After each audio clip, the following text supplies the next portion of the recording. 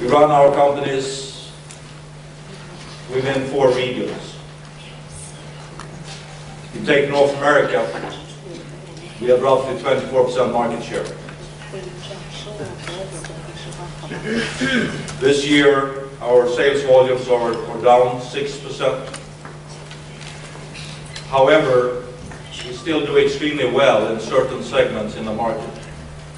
If I take large sport utilities, in October we had 75% of the market of large sport utilities.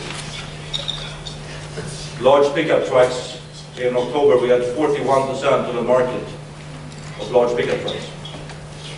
Mid-sized cars is the largest segment in the US marketplace. And we are just now launching our new Chevy Malibu.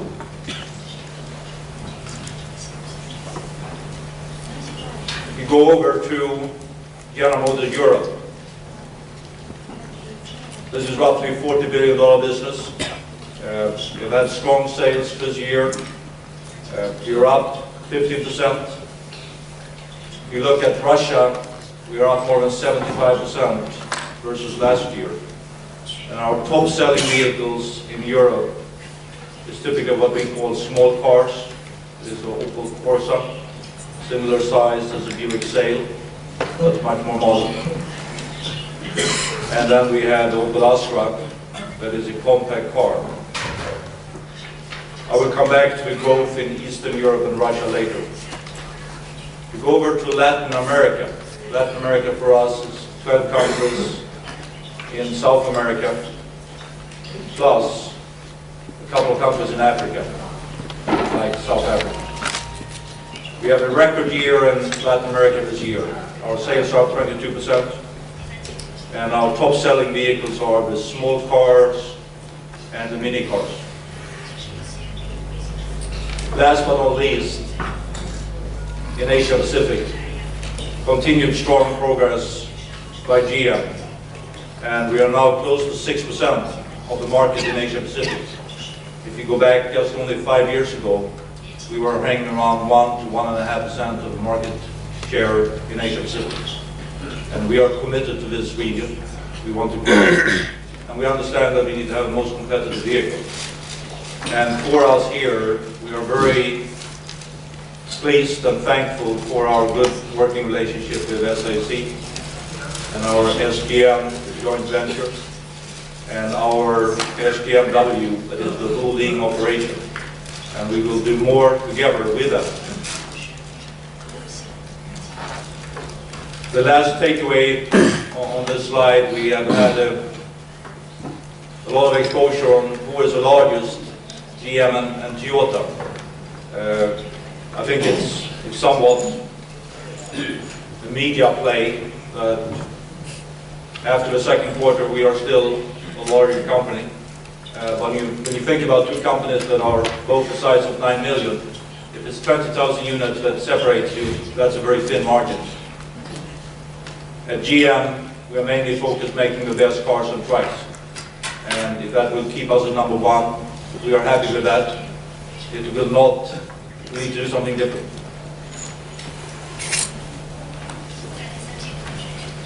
If you look at what many of our analysts call the top 11 emerging markets, these are countries like Brazil, China, India, Russia, Mexico. If you look here on the white graph, that's the industry growth, and the blue graph is the GM's growth.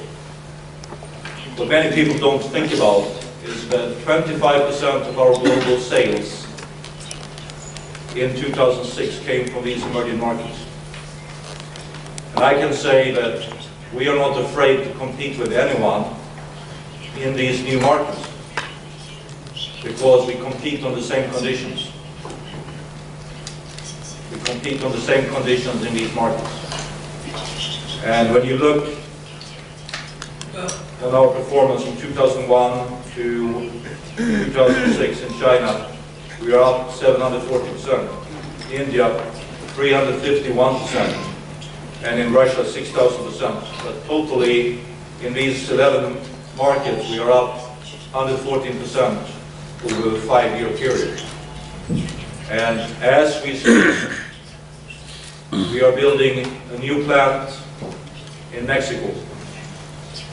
As we speak, we are building a new plant in Russia and St. Petersburg. We are building a new plant in India, and we are building a new plant in China. And it's interesting for us to break ground on 4 new facilities, and we are rather sure that we will have the need for this capacity. But now look at purchasing in General Motors. First, it's a very critical function for our company. And second, I'm pleased to say that 1993, my current boss had this position. I don't know how you feel about it, but sometimes it's bad to have your boss knowing your business too well. And sometimes, now and then, he reminds me that he actually was running purchasing. But I think the second conclusion is this is a very critical organization for the strength of GM globally. In 1992, we had a fragmented organization. Just in North America, we had 27 different purchasing organizations. They typically didn't talk to each other. We started 92, 97 with the transformation of our North American organization. Between 97 and 2004, we've been running the company with a true global focus. Yesterday lunch, I had a small meeting with some of our younger employees in Shanghai. We have roughly 200 young Chinese individuals working for us. And one of the young ladies said that, oh, we're working long hours. And I said, is that a big problem? She said, no. But I have a problem to explain to my friends and family how I can spend time at GM from 8 in the morning to 8 in the evening. And I said, what do you mean? He said, I'm on conference call with Europe, with Japan, with Korea and Australia. And I was a little bit concerned with her statement, but it actually came out that she was extremely proud to be able to work in an organization with that global reach and with these type of learning experiences. Out of these 14 people, 10 of them have done business trips to Europe, to US, and to Latin America in their jobs. And I say I'm extremely pleased with the quality of our employees we have in our Shanghai office. Very dedicated individuals. Today our focus is mainly to become the best. In certain areas we know we're the best, but it's a dangerous thing to think that you cannot improve. So therefore we focus every day on where can we be better. This is one of my favorite slides because it explains for you the complexity we deal with. We have 3,200 suppliers globally. We have 119 creativity teams. This is category management teams that run the business, and I will come back to that later. We have people in 87 countries.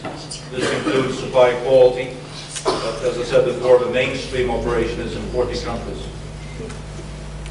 I covered the 160,000 part numbers. Last year we built and shipped 9.2 million vehicles. I think this year it will be close to 9.3.